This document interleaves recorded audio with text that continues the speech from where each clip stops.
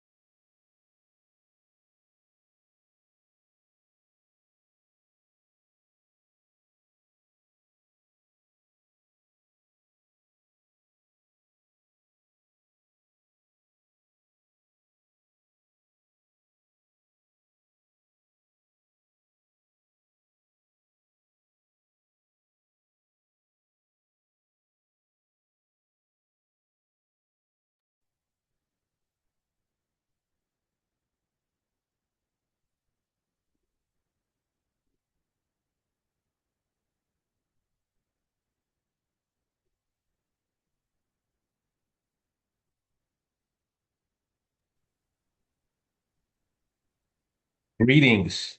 It is indeed my pleasure to welcome you all to our 38th webinar in the Coffee with series hosted by the Greenleaf Center for Servant Leadership at Seton Hall University. I'm Reggie Lewis, Executive Director of the Greenleaf Center, and it's great to greet all of you who've logged on today to take part in our conversation with the John A. Tarantino, a servant leader whose mark on the world will be felt for generations to come. I'll give a more formal intro to Mr. Tarantino in a minute, but first, a word about our webinar series and the center.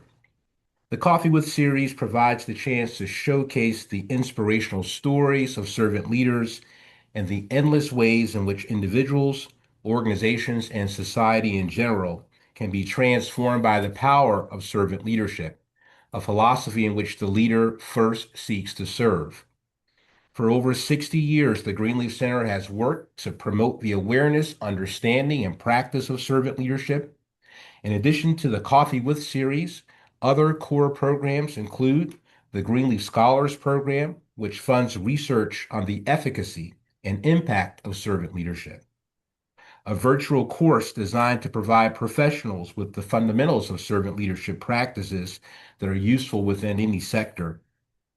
We also expose high school and college students to opportunities to develop lives of service through our Next Generation initiative. And through our outside engagements, we proudly work closely with organizational partners as they work to foster optimal growth in employees and nurture vibrant teams to achieve greater impact. Before a proper introduction of our guest, I'd be remiss in not acknowledging the generous sponsor of the Greenleaf Center's 2026 Coffee with Webinar series, the Terrell Fund. The Terrell Fund is a foundation that serves children and families in New Jersey and Vermont. The fund works collaboratively across sectors to make an impact in such areas as early childhood, K-12 education, arts, family support, and more. Thank you, thank you, thank you to our dear friends at the Terrell Fund. And now, the moment we've all been waiting for. It's really an honor to welcome today's guest and my dear friend, Mr. John A. Tarantino, a distinguished attorney and committed advocate for advancing solutions to some of society's most pressing challenges. John has built a remarkable career in law, earning recognition for his leadership, integrity, and dedication to justice. Beyond his professional accomplishments, he is deeply engaged in philanthropic efforts that reflect a broader commitment to impact. He currently serves as senior counsel for Adler, Pollock, and Sheehan, as well as CEO of Ilon Precision Oncology, supporting innovative approaches to cancer research and treatment. John also works closely with the Pepito Opportunity Connections Transform Rhode Island Scholarship Program, which empowers young people to develop community-based solutions to complex social challenges.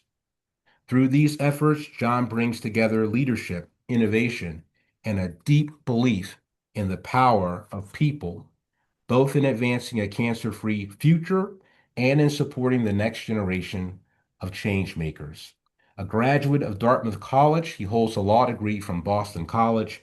Please all join me in welcoming my dear friend John A. Tarantino. Now, John, have you got some coffee over there? This is the Coffee With series. I want to make sure you've got something brewing over there in Rhode Island. There you I go. have I have my JPT, that's the John and Pat Tarantino Charitable Foundation mug, and my beautiful wife, Pat. Indeed, she is beautiful with that smile. And to our audience, you will have an opportunity to engage our distinguished guests. So please go ahead and start thinking about questions that you can load up in the Zoom Q&A feature. John, we will jump right in with our first category of formative years. I know a lot of folk are curious about question one. Where did you grow up, and what are some of those fondest childhood memories that you still think about or cringe about? Not too much cringing.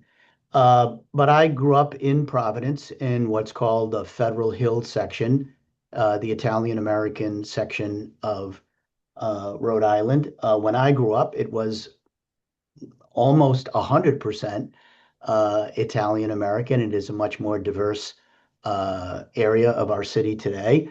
And it's just about 1 mile from where I presently live in Providence. So I literally walk to my old neighborhood to reminisce and see the place where I grew up and the school that I attended on a fairly regular basis.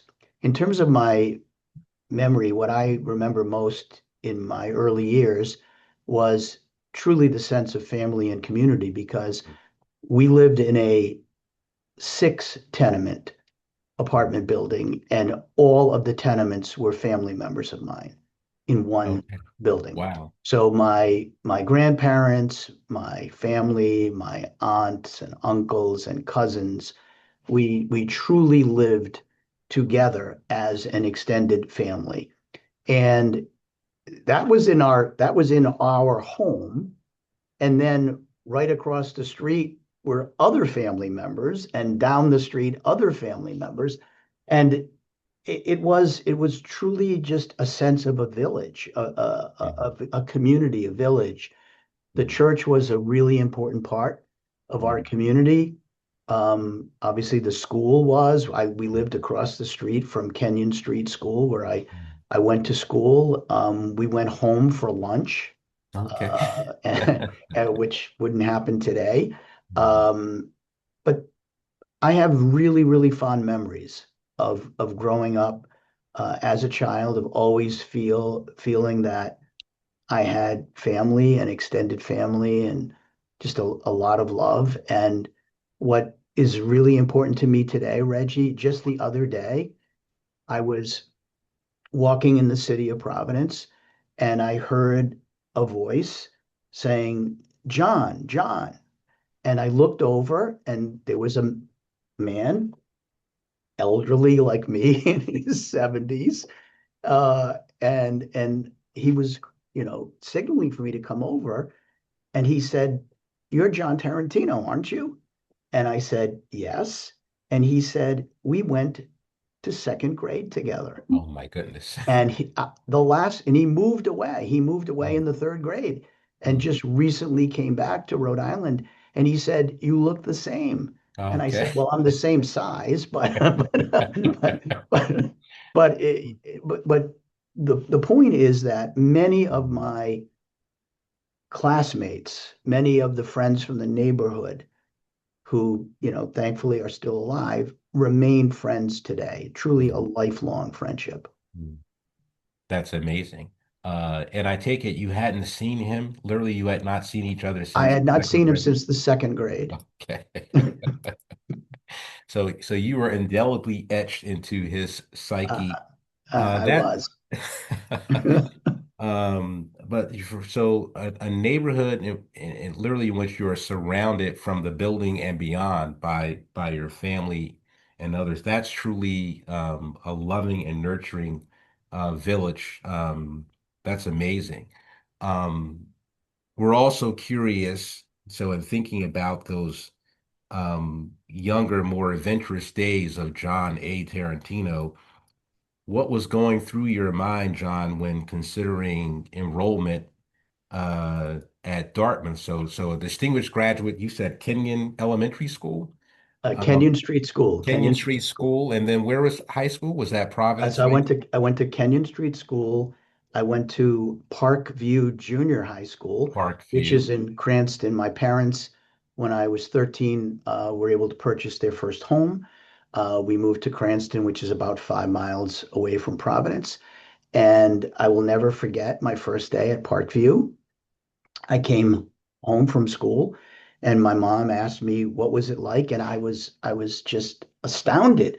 I said, Mom, there are all of these students and they're not Italian. They have all these other kinds of names. And I had only lived in an Italian American neighborhood. Everybody who went to my school was Italian, and I just thought I was at the UN. It was incredible. So I went to Parkview Junior High School, and then I went to Cranston East High School. I was fortunate to be elected the class president of Cranston East. We had Somehow 600, I can see that. I can we, see that. we had 682 graduates Mm, from that high school, big high school. And I went to Dartmouth. But there's again stories sort of going back to my original neighborhood. Why did I go to Dartmouth, or why did I do what I now do? So I did not want to be a lawyer when I mm. was growing up. Like many of my other friends, and I'm sure like a lot of young people today, well, today they probably want to be YouTubers or TikTok influencers, but we didn't have that. But I wanted to be a professional athlete. I Okay. wanted to be a professional baseball player. I Okay. wanted to play center field for the Boston Red Sox. That's what I Okay. wanted to do. All right. Um, the only thing that kept me from doing that was talent. Other than that, I could have easily done it. But when I was 12 years old, I thought I was a pretty good baseball player, and there was an opportunity to go to a paid baseball camp Hmm. run by former Major League Baseball players. We came from a very modest background. I asked my mom and dad, was there any way that they would pay for me to go to this baseball camp in the summer so that I could learn from major leaguers, and one day I would be a major league baseball player, and I would pay them back. I even remember telling them when I got my baseball contract, I would pay them back. And my mom said to me, why don't you make the best presentation possible to me and dad of why you should be able to go to this camp? And I thought about it and I wrote down my notes and I made a compelling argument Okay. of why I should be able to go to the baseball camp. And my mom smiled and she said, you shouldn't be a baseball player. You should be a lawyer because you have made a totally meritless position sound convincing. You should be a lawyer, John. You have that skill set. You will go far with that skill set. Your baseball skills, probably not. And so from that day forward, I decided I would take my mom's advice and I would use a talent that I knew I did have.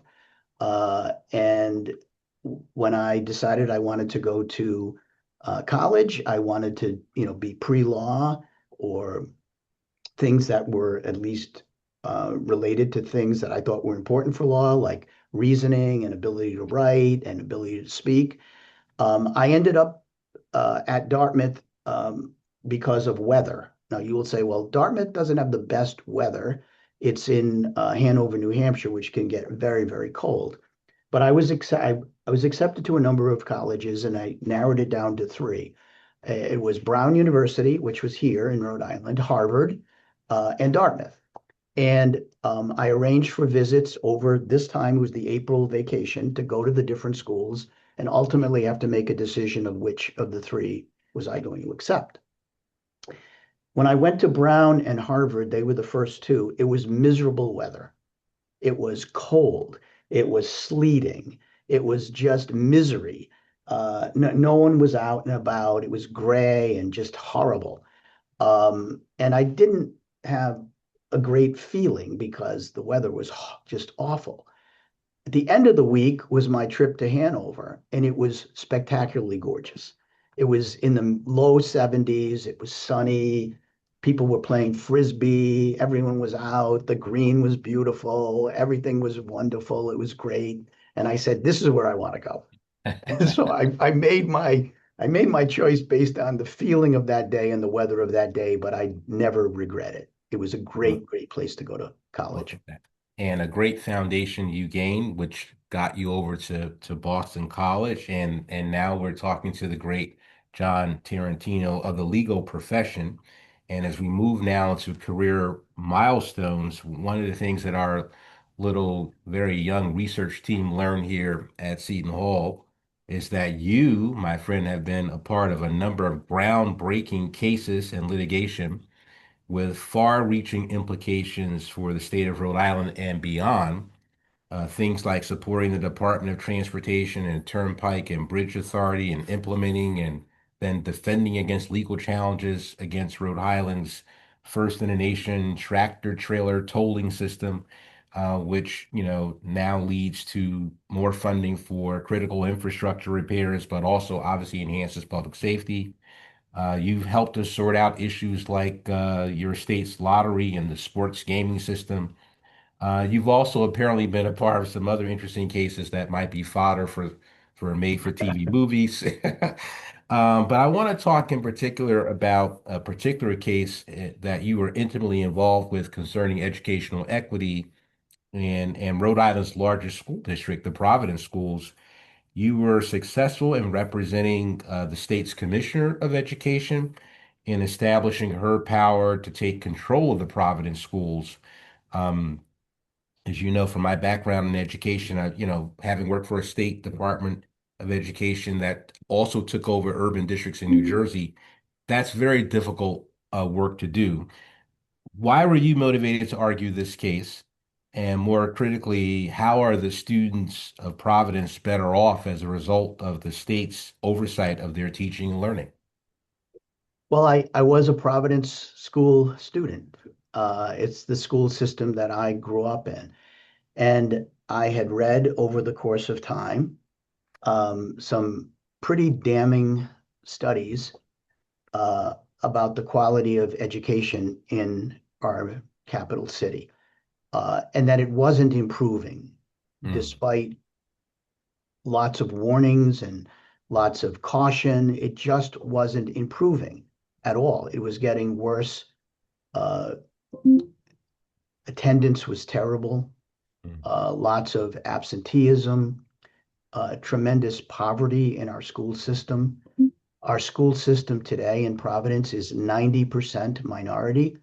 74% economically disadvantaged. So it's a Title I district. Correct. Yeah. And um, it was in dire need of help. Mm, There was a real question about how to do that, and we wanted to do it in a way that took politics out. mm, Um, it, it, it really had to be what was in the best interest of the students and their families. And we had a new commissioner of education, Angelica Infante Green, mm, who came from New York. yeah. And she came here and she met with me. I know you've met her, Yeah. Reggie, dynamic person. And she said, is there a way for the Commissioner of Education in Rhode Island to take over the Providence school Mm, system? Not to have the school system file for bankruptcy or anything mm, like that, but simply to take over control of the system. And my colleague Nicole Benjamin and I, who I also know you've met, we thought about it and we looked at what statutory authority the commissioner had, and we came up with a plan and a strategy to be able to do that legally. Um, we went over it with the commissioner. There were hearings, both informational hearings as well as legal hearings, yeah. to determine whether she had such power. Yeah. And it ultimately was determined by the legislature and the courts that she did have the power to do it. And on November 1st of 2019, she took over the Providence school system and has been in charge of the Providence school system since then. Although I'm happy to report that very soon there is a plan in place to transition the Providence school system back to local control. There have been significant improvements in the Providence school, not only in sort of the results of how our students are doing. Absenteeism has gone dramatically down. We have the highest graduation rate ever in our state's history that has been accomplished. We have been able to work with different funding groups to look at other reasons why students fail, uh, many of which have nothing to do with what they're learning, but difficulties in getting to school, uh, uh, having food, Yes. being able to have health care when Mm, they're ill. And so we've worked to put in smart clinics mm, in the schools so that there is free care for children and their families. We put in pantries and markets in schools so students can shop free of mm, charge and bring food home mm. to their families. And they're open during vacation as well. Well, Because guess what? People are still hungry that's right. when school is on vacation. And and we have made some real dramatic improvements over the course of that time. And I'm looking forward to, and I know the city of Providence and the families in Providence are looking forward to that transition back to local control. Wow. That's incredible progress. And kudos to you, the commissioner, and the entire Providence community for getting the city to this point. And so we'll be watching from New Jersey closely at this historic transition. Also, Let's Reggie, talk. Yes, go on. I'm $1 sorry. billion dollars in facilities renovations. Excellent. $1 billion. Excellent. Excellent. Incredible. I can imagine the age of a number of those school buildings, including your little elementary school. So, Correct. um, fantastic. And about 24,000 kids are in that district, right? At this point. Correct. 24,000, including the district and the charters. Correct. Yeah, yeah. So we're touching a lot of young people. This is amazing. And let's stay in the area or category of talking about our future. I know you've got a lot of passion, obviously, as our audience has heard, for supporting students and seeing them as the gems of our future, the next generation of change makers. I know firsthand that one of the projects that brings you great joy is something called the Transform Rhode Island Scholarship. Um, tell our audience a bit more about this really unique program, and some of the things that has bubbled up from this amazing effort that I've been able to watch close up and in person. Sure. So one of the jobs that I have is I serve as the managing trustee of a foundation called Pepito Opportunity Connection. And the whole purpose of that foundation is to uplift and transform our communities in need in our state. And we now have given more than 400 grants, more than $100 million. Um, and one of the things that we learned very early on is not to make assumptions that our board or our trustees knew what the communities needed. Mm. That the way to find out what the communities needed was to go into the communities and talk to the people in the communities in focus groups or meetings and find out what is it that this community really needs and wants. And we did that very successfully, but I noticed that young people, high school students, young people going into college, weren't at those meetings. Huh. And I was concerned about that. And I was told they don't care. Mm. They they're self-absorbed, they're on social media, they're on dates, whatever it is. They really don't care about what's going on in the community per se. And I just didn't believe it. I thought maybe they don't feel they have a voice. Mm. And I asked in each, were they invited to come to the meeting? And most of the time the answer was no, because we didn't think they'd want to come. Well, how about if we invite them to Mm. come to meetings? And I learned that these students do care about their communities. And we came up with a program called the Transform Rhode Island Scholarship, which is available to every high school student, public school, private school, parochial school, homeschool. Every high school student can participate. And we came up with an idea that we would ask the students this question. If you had $1 million, how would you use that $1 million to transform your community? And the students answer that question. They can do it in an essay, a video, a PowerPoint, a rap, whatever they want to do. They answer that question. And we have a team of judges who review those answers. And ultimately, we give 10 scholarships. We rank them 1 through 10. And each of the scholarships has a financial component to it, ranging from $25,000 to $5,000. And that money can be used not only for education, but for anything that the student or the student's family needs. For example, if it's healthcare, if it's food insecurity, if it's transportation, they can use that scholarship to help pay for that. But the really great thing is that the winning entry, the number one entry, we then not only give the student the $25,000 scholarship, but we take $1 million of our money and we implement the student's dream, the student's idea. And the student works with us and with our professional consultants to come together with programs that will make that idea into a reality. It's an amazing, inspiring, Yeah. motivational, fantastic thing. And then finally, the winning student sits on our board for that year. Not only to talk about Transform Rhode Island Scholarship, but everything that our board does. So we give them board training. Yeah. They learn what it's like to be a board member or a trustee of a foundation. Incredible. Am I safe in saying there's no program like it? I am not I think aware of you're it.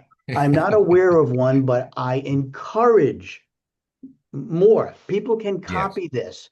yes. I am not claiming an intellectual property right. If you want to copy this program and you want to do it in your state or your community, thank you. Do it. It encourages students. It helps them. So please, yes, if you think it's a great idea, feel free to copy it. It's amazing. Share with our audience one or two examples of some of these amazing ideas over the last several years that have come from Rhode Island's kids. Sure. So let me give you one because they're all great ideas, but let me focus on one that is very multifaceted. Um, And this came from a student in one of our poorest urban centers, a place called Woonsocket, Rhode Island. Okay. She was the only applicant from that high school. That high school had one applicant. And obviously we don't know, we number them, so we don't know in advance where the student is coming from on the applications we're reading. But in this young woman in this very poor school, who is an immigrant from Africa, she decided that she wanted to restore her village. And Mhm. just as I described my neighborhood growing up as her a village, she also had a community from Africa in Woonsocket. And she wanted that community that was given a new home here Mhm. to help restore not only their little part of that village, but the entire city of Woonsocket. And in order to do so, she said, you need to restore it so that it looks better, it's economically better, there are more jobs, it's better education, there's better health care, and obviously we clean up and make this village look beautiful again. And she came up with a plan for each of those segments of restoring the village, put together a budget within $1 million of where that money was going to be spent. I thought it was brilliant. And she won, and she is now a very successful student at Northeastern University. She is working with the Boston Celtics in Okay. their community outreach program, uh, helping to restore other villages. Look at that. And it's one of the most inspiring things that I have experienced, Reggie. And there are, many each year. There's a great story and a Mhm. great thing, but I thought that was the most multifaceted of all Yeah. the winning entries. Yeah. Amazing. And our winners come back every year Mhm. to welcome the new winners Look at that. and to congratulate the new winners. And I just think that's fantastic as Look well. at that. So they're creating their own village Their in own this village. sense. Excellent. Let's turn to another area that gets a lot of your time and energies, and that's your incredible work to promote a cancer-free society. Over the last several years, you've devoted an incredible amount of hours and resources to working to rid our society of cancer.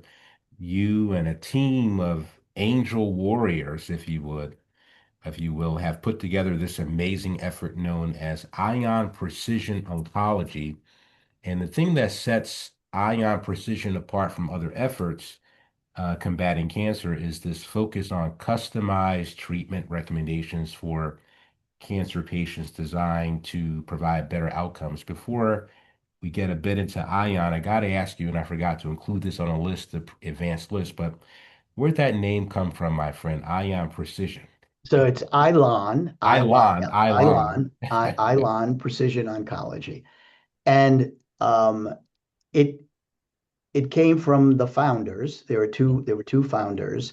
It means nothing. There is no meaning to ILON at all.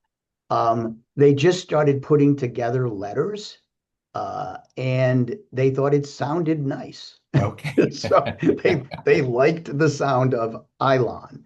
Okay. And who am I to argue with that? I came on board as the CEO, after the entity had already been formed, and they said, "Well, it is an odd name. Do you want to change the name?" And I said, "No, I think the name is beautiful, and Ilon will be a name well known one day." Look at that. Help our audience to understand the distinctive approach of Ilon compared to more traditional treatment protocols. Sure. So I showed you earlier on my beautiful wife, Pat, who passed away 4 years ago from pancreatic cancer. Mhm. And there was no Ilon Yeah. then. There was just the infancy, very, very beginning of precision oncology. Mm. She, my wife had great oncologists and great treatment, caring, knowledgeable people, but she had traditional chemotherapy and traditional radiation. And the way that works is that there are certain, I'll call them chemical cocktails, chemotherapy, multiple drugs, depending upon the kind of cancer you have. There are more than 200 different kinds of cancers. And the NIH, National Institute of Health, through studies, recommends certain treatments, certain chemotherapy cocktails, depending upon the kind of cancer, pancreatic, lung, liver, breast. And that's what my wife had. My wife had that recommended course of treatment. It worked for a while and then it didn't. And ultimately, my wife passed away. Um, I I determined that I really wasn't just going to let it go. I couldn't do anything to save her, but I wanted to do everything I could to make life better for others who were going through the same kinds of problems and for their families. I knew what an effect it had on my family. And I started learning about something called precision oncology. And the difference between what my wife had for treatment and precision oncology is that it doesn't look at the kind of cancer you have sort of generically. It looks specifically at the tumor that that particular patient has and that particular patient's genomes Mm. and data. And a determination is made based on that data today, even more so than just a few years ago, AI analysis of that genome data, and then consultation with leading worldwide experts on that kind of cancer. So again, to use my wife's example, it was pancreatic cancer. My wife's tumor would be analyzed, her specific tumor, not some other tumor in some other patient who had pancreatic cancer, hers. What's that genome data? Have it reviewed by an expert in pancreatic cancer. What drug or drugs Mm. are likely to work best Mm. to defeat that tumor, to arrest that tumor? And what it ends up doing, Reggie, is that you usually get fewer drugs, Yeah. but in more potent doses I because you see. know which ones are going to work and which ones likely I won't. see. So you lessen the side effects. You Yeah. take fewer medications to combat the side effects Yeah. from the chemo. Mm. So almost always Mm. the patient has a better experience, Mm. better result. Mm. In many cases, the tumors are arrested, Mm. they go into remission. Ah. In some cases, there's cures, and in some Mm. cases, we're still working at it. Yeah. But but it's it's a fascinating thing. And I just recently, very recently, like earlier today, because before we had this call, I was talking to someone else who said, John, you should give up because you cannot cure cancer.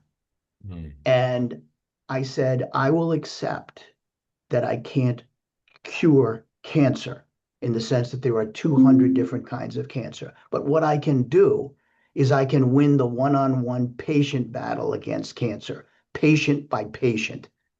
And every one of those is a miracle. And like the fishes and loaves story, when you go patient to patient to patient to patient to patient, and you have cure, cure, cure, remission, remission, remission. Maybe I'm not curing cancer, but I'm going patient by patient and curing that patient. I will live with that. That's a miracle I'll see every day. Fantastic. And bless you, John, for your incredible work. Um, Patient to patient to patient to patient. Um, lives that matter, lives that otherwise would not have been improved as were it not for you and the other angel warriors, which leads to the last question for this segment in this category. There has been progress made to date. You and your collaborators are altering the landscape of cancer treatments. If you were talking in terms of scaling, if you will, what would you say? What do you say to our audience in terms of direct progress coming out of the precision oncology efforts? I would say two things. One is somewhat hypothetical because it didn't happen, but I am confident to my core that if my wife had had precision oncology, she would have lived longer. She would have had a better life. I'm confident of that because I see it every day. I see every day oncologists coming to Ilon telling us about really difficult problems their patients are having, asking for our assistance. How can we do something for this patient? What's happening isn't working. What can we do? Is there something more to be done? And we are able to find a something more that can be done. I see it every day, all different kinds of cancers, all different countries. We're a global company. So we have oncologists that we work with in obviously the United States and in Europe and in Africa and in the Far East and India, the Middle East. And what it shows me, Reggie, is that cancer doesn't discriminate. Yeah. It doesn't discriminate between rich and poor. It doesn't discriminate, some countries are spared and some countries are not. It is an enemy of us all. It attacks every single country, people in every country. It does it ruthlessly. And I know I mentioned this to you once before, but one of the ways that Island was recognized is we won an award last year, 2025, for being the Precision Oncology Innovation Company of the Year. And we had an award ceremony in the Middle East about it. And that was a real honor. But what was more important to me was the recognition, the fact that we were able to get this message out on a global stage. And the talk that I gave is called The Enemy of My Enemy. That enemy, my enemy is cancer. And the enemy of my enemy is precision oncology. And that precision oncology can defeat cancer. We have all of those countries I talked to you about, all the countries that we're in, they have a war or defense budget of trillions of dollars. And that's to battle so-called enemies, some of whom may be real and many of whom are imagined. Yeah. Trillions. If we spent a fraction of that on giving precision oncology to the masses, because it's very expensive, we would make dramatic improvements in cancer care. Many, many more people would live. And more people die from cancer every year globally than in all the wars and battles Yeah. in our world. Yeah. Yeah.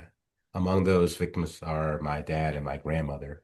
Um, I am being yanked by some younger staff members here at the center and told or receiving really harassing text messages that I am hogging up all the time. Harassing. Um, I do want to congratulate you and others involved in Precision on that wonderful recognition in the latter part of 2025, and also make it very clear that clearly you are giving all of us hope that the regular ways in which we've been addressing this problem or this societal challenge does not have to be the only way. And so we are all the better for your great work. And on that note, I'll shift over to Gabby, who will now lead our Q&A portion of the program. Thank you, Reggie, and thank you, John, for being here with us today. Thank you, So Cap. we'll stay with Eilon for this next question. So a huge part of Eilon Precision, the approach and entails ensuring that the voices of patients and families remain at the center of decision making. And this is the heart of servant leadership. So what does this look like with respect to patient care protocols? So it's the focus of what we do. We work with the patient's treating oncologist. Mhm. Um, and we want to make sure that we don't take over the patient's care. We believe that it's really important that that care be that one-on-one with the Yeah. patient's treating oncologist. Now, we have access to data and information and AI and specialists that Mhm. particular oncologist, may be a community oncologist, will not have. But Right. it's important that it's the oncologist, it's the patient, and the patient. Nobody goes through, well, I pray nobody Mm. goes through cancer alone. Yeah. You go through it with your family, your loved ones, your friends. They're there for as your support. And that all of those three, the oncologist, the patient, and the patient family, and the expert at Island have to work together. Mhm. It's a Yeah. we way of getting to a better result. Wow, that's wonderful. The working as a team and that all those people on that team are there for the person that's experiencing the cancer. That's Correct. wonderful. So, our next question is, what most recent developments in cancer research give you hope for a meaningful reduction of cancer in society? I would say there were two things. The first thing is that there are now a number of ways through biometric markers to determine very early on whether Mm. someone has cancer, even if it hasn't formed yet into a tumor Wow. and certainly hasn't metastasized. Hmm. And if you learn that early on, then almost every cancer can be cured because, as I like to say, you kill the dragon before it comes out of the egg. Hmm. Right. And through those markers, which now can identify particular kinds of cancers, you can deal with it very early on before it becomes a tumor and before that tumor metastasizes. Hmm. Sometimes patients don't even know they have cancer from the Yeah. primary until it metastasizes and causes pain or discomfort somewhere else. Mhm. So that is one thing that is, I think, a major improvement. The second thing is a form of AI, predictive AI, to be able to determine likelihood of success, assuming you have the right treatment. What is the likelihood of success of that treatment in that Mm. particular patient?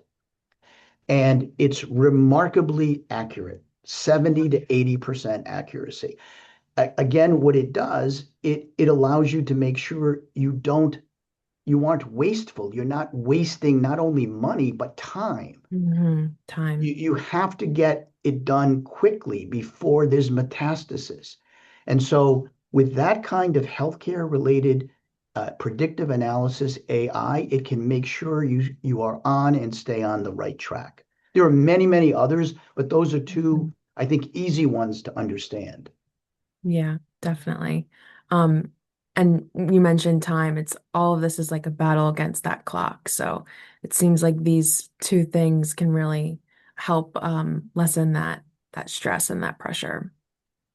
So our next question goes back to the work that you're doing with the students and the scholarship fund. So how can institutions better support and scale the ideas that young people bring forward? I would say two things. And I think the first one is more important than the second. The Mm. first one is to encourage students to say what their ideas are, not to be ashamed, not to be fearful, not to be Mhm. concerned that someone might laugh at an idea. Some of the best ideas I have ever heard had to be coaxed out of people. Yeah. Not only in with students. So I'm talking about in the workplace. Um, Mhm. and so I think a welcoming, a sharing of an idea, and again, I will say this, I'm not trying to get on any kind of a soapbox, but if we all did that, and that is we listened, we didn't confront, we didn't challenge all the time, we didn't argue all the time, we didn't accuse all the time. Mhm. We listened and heard ideas. Why is this important to you? How did you come to that feeling? Why do you want to do something like this? I Mhm. think that is really important from an institutional perspective. And then the second thing is that's important, that is the most important to have the student feel they're being heard. But what's also very important is then don't just throw up your hands and say, well, Mhm. that's a great idea, but there's nothing we can do about it. There's always something you can do about it. It might be financial, it might be supportive, but don't don't just give up on the student's idea. If it's a good idea, then do what you can to implement it. Definitely. And I like how you mentioned like creating those safe spaces for these people, students and people in the workplace to open up. That's what we teach here at the center all the time. So our last question for today is we are on a college campus. So the question is, what advice would you give young people interested in pursuing a career in law or in medicine? The first thing that I would say is make sure it's something that you really want to do. Hmm. Don't do it because you think you can make money. Maybe you can, maybe Hmm. you won't. But it's not because you think you can be financially successful. Never make a choice of career for that. If you want to go into law, it should be because you think the law can do something that will advance what you believe in, that will Hmm. make you feel that you are doing something important for yourself, for our country, for our society, our community.